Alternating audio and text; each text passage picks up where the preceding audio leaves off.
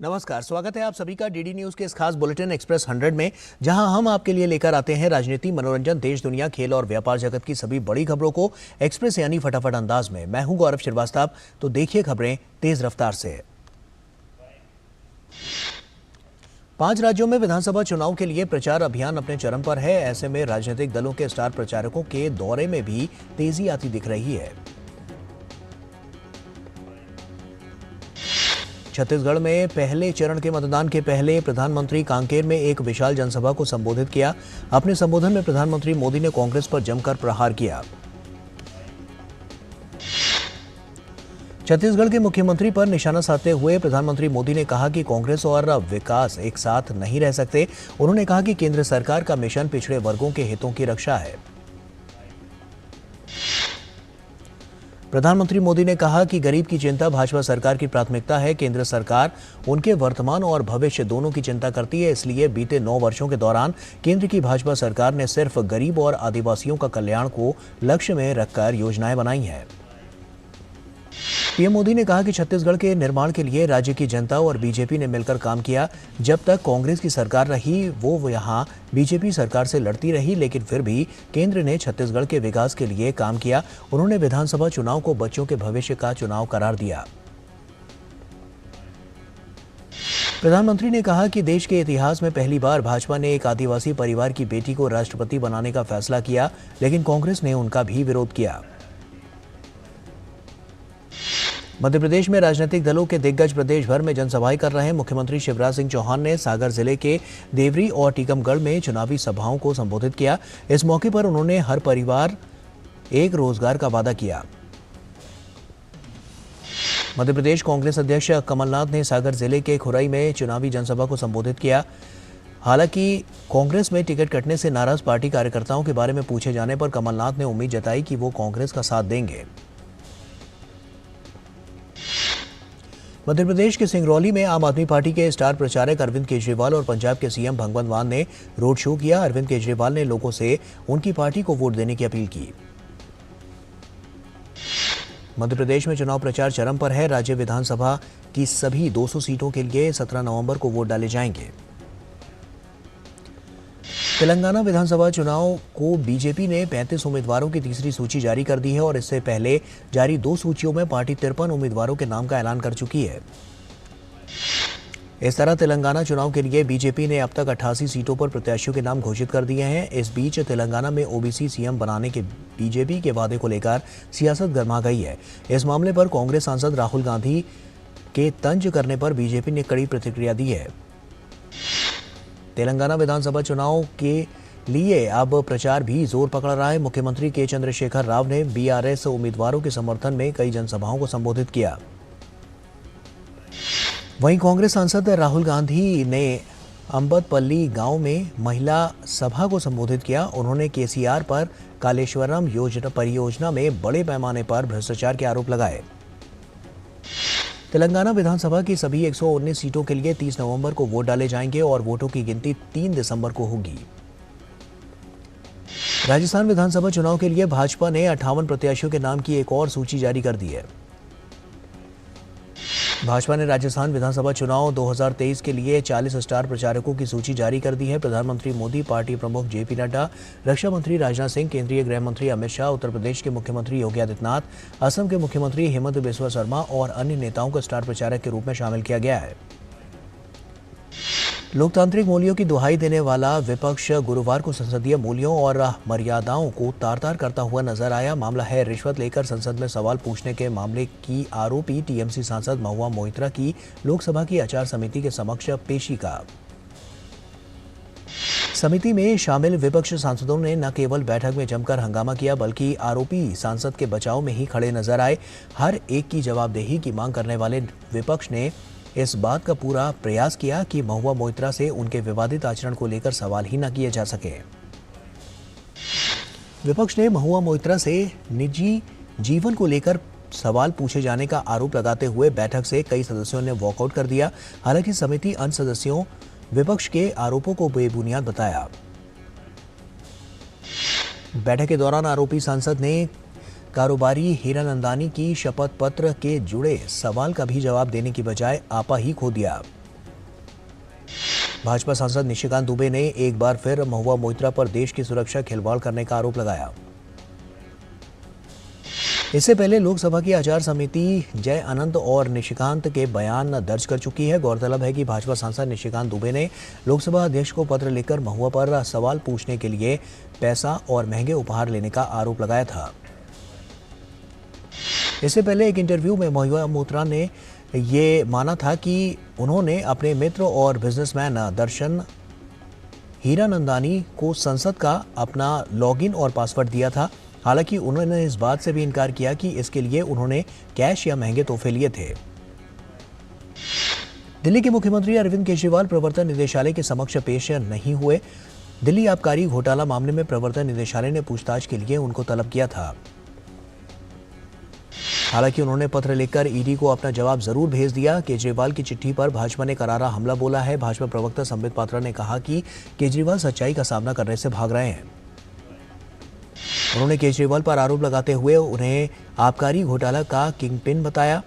वहीं संबित पात्रा ने कहा कि जब सुप्रीम कोर्ट में कहा गया कि शराब घोटाले में 338 करोड़ रुपए की मनी ट्रेल की पुष्टि हुई है, तो जनता को बताना होगा कि अरविंद केजरीवाल की जांच होनी चाहिए या नहीं। केजरीवाल ने ईडी को लिखित जवाब में पूछा कि किस हैसियत से उन्हें समन भेजा गया है, आम आदमी पार्टी के संयोजक या फिर मुख्यमंत्री के नाते। केजरीवाल ने ईडी के नोटिस गैरकानूनी और राजनीति से प्रेरित करार दिया। उन्होंने कहा कि चुनाव प्रचार में व्यस्त रहने के कारण ईडी के सामने पेश होना फिलहाल संभव नहीं है। इस बीच भाजपा ने अरविंद केजरीवाल के खिलाफ राजघाट पर विरोध प्रदर्शन किया और दिल्ली शराब घोटाले मामले में शामिल सभी लोगों को सजा दिए जाने की मांग की। ईडी द्वारा केजरीवाल को शराब नीति घोटाला मामले में पूछताछ के लिए तलब किए जाने से आम आदमी पार्टी परेशान है। आप नेताओं को अब केजरीवाल की गिरफ्तारी का डर सता रहा है। इससे पहले दिल्ली सरकार में मंत्री आतिशी ने कहा था कि 2 नवंबर को केजरीवाल पेश होंगे तो ईडी उन्हें जेल में डाल देगी। और वक्त यहां पर एक छोटे से ब्रेक का है, जल्द लौटता है।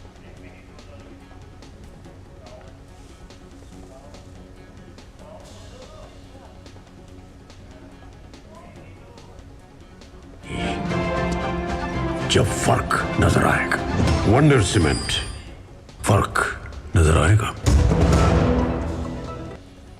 तो ब्रेक के बाद एक बार फिर से आप सभी का स्वागत है। आइए खबरों में आगे बढ़ते हैं। दिल्ली सरकार के मुख्य सचिव की रिपोर्ट के आधार पर दिल्ली के उपराज्यपाल वीके सक्सेना ने पिछले साल जुलाई में शराब नीति बनाने और इसके कार्यान्वयन में कथित अनियमितताओं की सीबीआई जांच की सिफारिश की थी। मामले में सीबीआई केजरीवाल से पूछताछ कर चुकी है। दिल्ली में शराब घोटाले के मामले में उप मुख्यमंत्री मनीष सिसोदिया और सांसद संजय सिंह पहले ही ईडी की गिरफ्त में हैं। उधर हवाला के मामले में दिल्ली सरकार के मंत्री राजकुमार आनंद के ठिकानों पर ईडी ने छापेमारी की। दिल्ली एनसीआर में प्रदूषण की स्थिति गंभीर बनी हुई है। पिछले कई दिनों से दिल्ली का प्रदूषण स्तर बेहद खराब श्रेणी में बना हुआ है। दम घोटू और जहरीली होती दिल्ली की फिजा में अब सांस लेना भी दूभर होता जा रहा है। गुरुवार को दिल्ली में एयर क्वालिटी इंडेक्स 343 दर्ज किया गया, जो कि बहुत खराब श्रेणी में आता है। प्रदूषण की गंभीर स्थिति को देखते हुए विशेषज्ञ लोगों को मास्क पहनने की सलाह दे रहे हैं। प्रदूषण की खराब होती स्थिति से निपटने के लिए दिल्ली सरकार लगातार कड़े और बड़े कदम उठाने का दावा तो कर ही रही है, लेकिन इसका परिणाम निकलता नहीं दिखाई दे रहा। पर्यावरण मंत्री ने सभी संबंधित विभागों के साथ उच्च स्तरीय समीक्षा बैठक की। सभी हॉटस्पॉट पर सघन निगरानी और पानी का छिड़काव करने के आदेश भी दिए गए। दिल्ली से सटे नोएडा का हाल भी कुछ अच्छा नहीं है। यहां भी हवा की गुणवत्ता का स्तर 397 दर्ज किया गया। आने वाले दिनों में हवा का स्तर और भी खराब रहने की संभावना जताई गई है। वहीं पंजाब में भी हवा बहुत खराब श्रेणी में दर्ज की गई है। लोगों को कई दिक्कतों का सामना करना पड़ रहा है। दिल्ली एनसीआर में ग्रेडेड रिस्पांस एक्शन प्लान का पहला और दूसरा चरण पहले से ही लागू है। बुधवार से दिल्ली में डीजल बसों की एंट्री बैन कर दी गई है। केंद्रीय गृह मंत्री अमित शाह ने हरियाणा के करनाल जिले में अंत्योदय सम्मेलन में आयुष्मान भारत चिरायु योजना का उद्घाटन किया। गृह मंत्री ने कहा कि जनता ने पीएम मोदी को दूसरी बार पीएम चुना, जिसके बाद देश के लोगों का अभिलाषा पूरा हुआ। केंद्रीय गृह मंत्री अमित शाह ने कहा कि बीते 9 सालों में हरियाणा में क्रांतिकारी बदलाव आया है। विपक्ष पर निशाना साधते हुए अमित शाह ने कहा कि कांग्रेस ने हरियाणा का ना भला कर सकती है और ना ही देश का। अपने संबोधन में उन्होंने कांग्रेस के पूर्व मुख्यमंत्री भूपेंद्र हुड्डा पर तंज कसा। अमित शाह ने विपक्षी गठबंधन को घमंडिया गठबंधन करार दिया। उन्होंने कहा कि गठबंधन में शामिल दल में किसी को अपने बेटे को पीएम बनाना है तो किसी को एजेंसियों से बचाना है। रक्षा मंत्री राजनाथ सिंह ने बेंगलुरु में इंडिया मैन्युफैक्चरिंग शो 2023 को संबोधित करते हुए कहा कि किसी देश के विकास में वहां के उद्योग का बड़ा योगदान होता है। रक्षा मंत्री ने कहा कि देश की सांस्कृतिक विरासत को संरक्षित करने में दक्षिण भारत का विशेष स्थान रहा है। उपराष्ट्रपति जगदीप धनखड़ वाराणसी के दौरे पर हैं। उन्होंने भारतीय कंपनी सचिव संस्थान की ओर से आयोजित 91वें राष्ट्रीय अधिवेशन को संबोधित किया। काशी को स्पिरिचुअल सिटी ऑफ वर्ल्ड बताते हुए उपराष्ट्रपति ने काशी की काया पलट के लिए पीएम के प्रयासों की सराहना की। उपराष्ट्रपति जगदीप धनखड़ और उत्तर प्रदेश की राज्यपाल आनंदीबेन पटेल ने वाराणसी के काशी विश्वनाथ मंदिर में पूजा अर्चना की। ज्ञानवापी परिसर में एएसआई का सर्वे का कार्य पूरा हो गया है, लेकिन पूरी सर्वे रिपोर्ट अभी नहीं बन पाई है। इसलिए अदालत ने एएसआई को रिपोर्ट प्रस्तुत करने के लिए 15 दिनों का समय दे दिया। दरअसल 2 नवंबर को एएसआई को न्यायालय में रिपोर्ट जमा करनी थी। अदालत अब 17 नवंबर को रिपोर्ट प्रस्तुत करने के बाद मामले पर सुनवाई करेगी। रामलला के दिव्य और भव्य राम मंदिर का प्रथम तल का निर्माण पूर्णता की ओर है। रामलला अपने जन्म स्थान गर्भगृह में 22 जनवरी को स्थापित हो जाएंगे। मंदिर निर्माण के अंतिम पायदान पर है। रामलला के सिंहासन, प्रवेश द्वार के दरवाजे और शीर्ष पर सोने की परत चढ़ाकर मंदिर की स्वर्णिम आभा उभरने का काम किया जाना बाकी रह गया है। इस पर राम जन्मभूमि तीर्थ कार्यालय प्रभारी प्रकाश गुप्ता ने कहा है कि राम मंदिर निर्माण लगभग पूरा हो गया है। यह विश्व में सबसे अद्भुत मंदिर है जो 1000 साल तक अपने मूल रूप में खड़ी रहेगी। केंद्रीय वित्त मंत्री निर्मला सीतारमण ने श्रीलंका के पूर्वी बंदरगाह शहर त्रिंकोमाली में स्टेट बैंक ऑफ इंडिया की नई ब्रांच का उद्घाटन किया। सीतारमण श्रीलंका में 3 दिन के राजकीय दौरे पर हैं।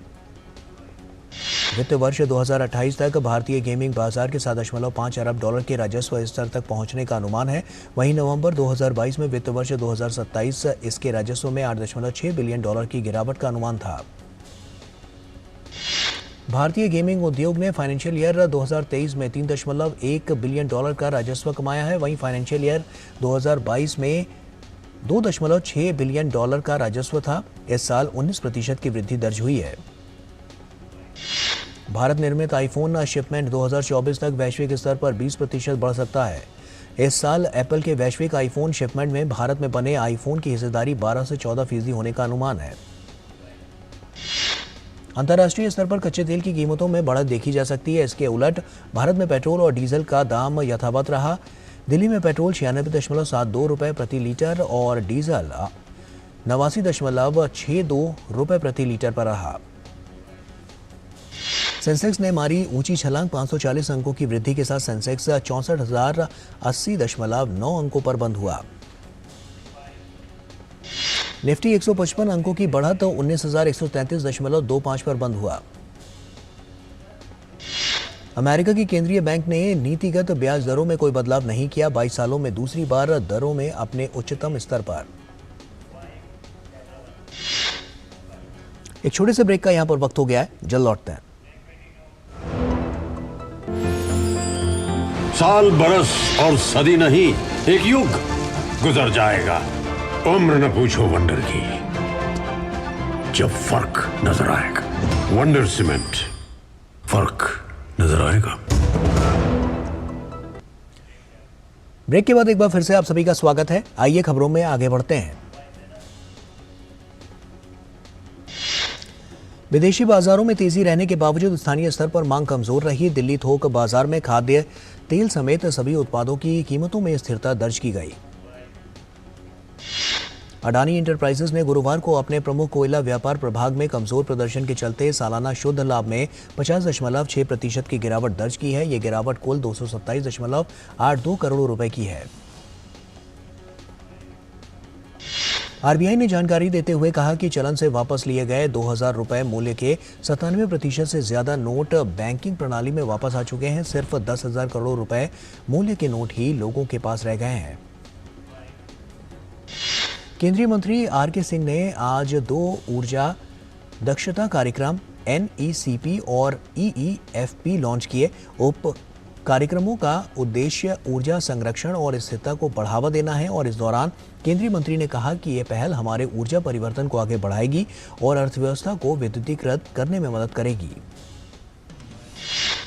केंद्रीय शिक्षा और कौशल विकास मंत्री धर्मेंद्र प्रधान 1 से 3 नवंबर तक UAE के दौरे पर हैं। मंत्री धर्मेंद्र प्रधान और UAE के विदेश मंत्री महिम शेख अब्दुल्ला बिन जायद अल नहायान से मुलाकात की।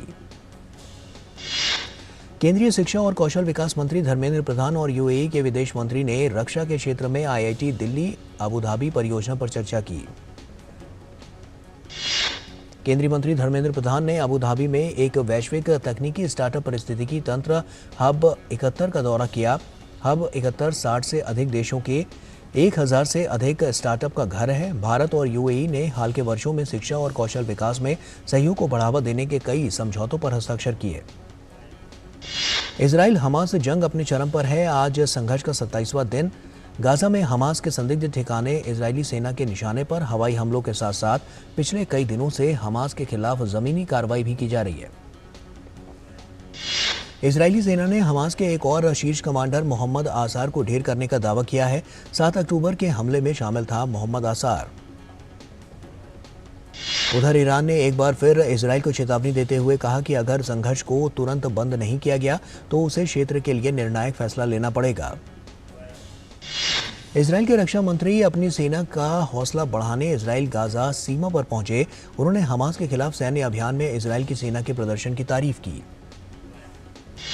इजराइल ने हमास के वो हथियार सार्वजनिक रूप से प्रदर्शित किए हैं जिन्हें 7 अक्टूबर के आतंकी हमले में प्रयोग किया गया था। इजराइल ने जो हथियार बरामद किए हैं उनमें RPG, थर्मोबारिक ग्रेनेड्स और रॉकेटों सहित बंदूकें भी शामिल हैं। इजराइल पर भी हमास के रॉकेट हमले जारी हैं। हमास का दावा है कि गाजा में जमीनी ऑपरेशन अंजाम दे रहे इजराइल के टैंक भी उसका निशाना बन रहे हैं। रॉकेट हमलों की आशंका को लेकर तेल अवीव सहित इजराइल के शहरों में लोग सतर्क हैं। हमास ने एक वीडियो जारी करके दावा किया है कि उसने गाजा में इजराइल के टैंक को हमला करके नष्ट कर दिया।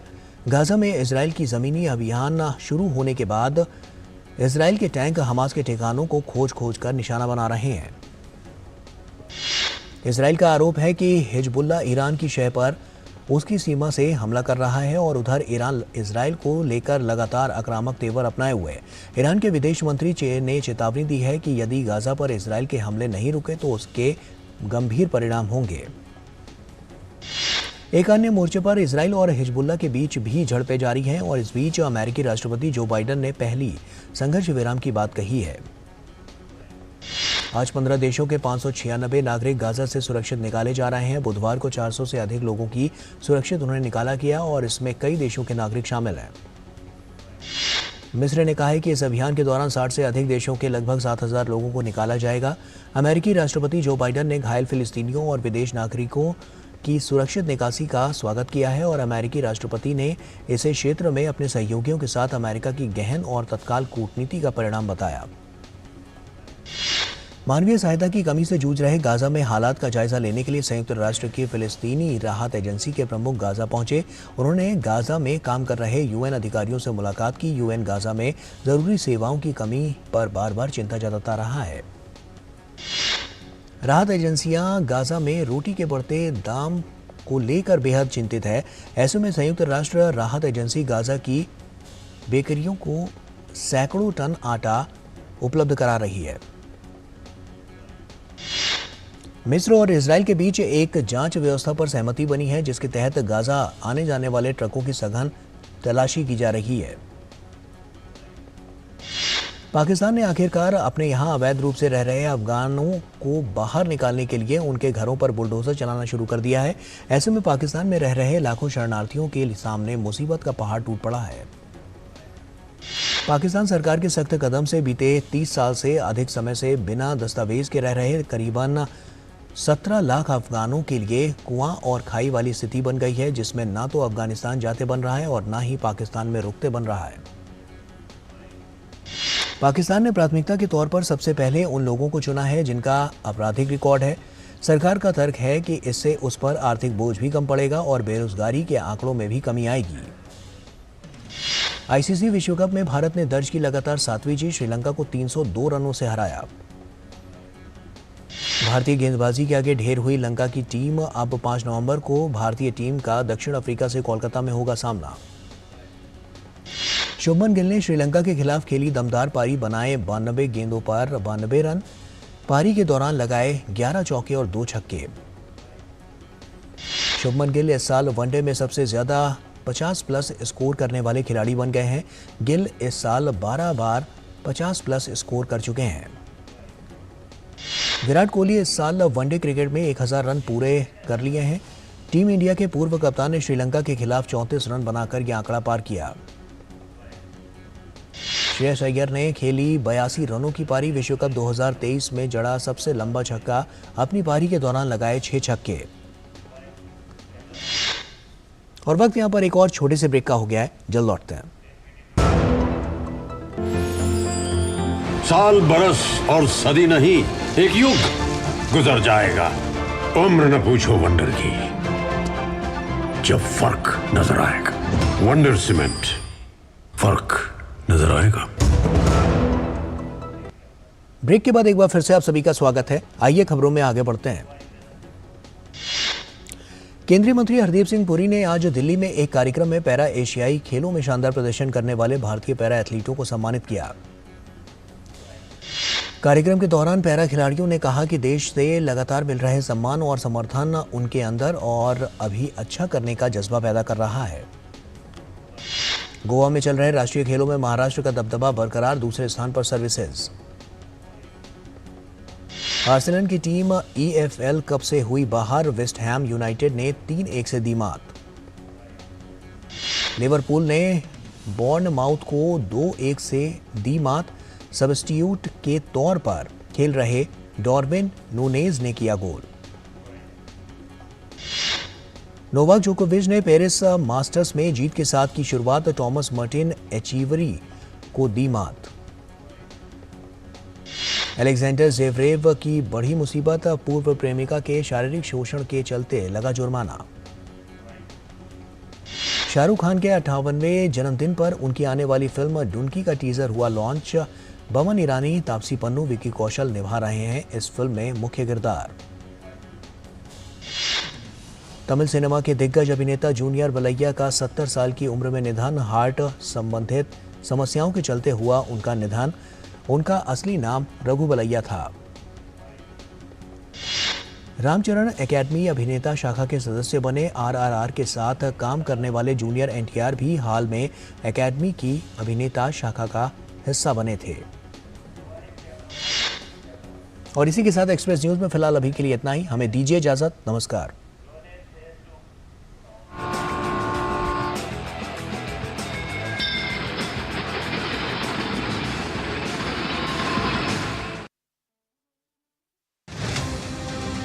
विधानसभा चुनाव की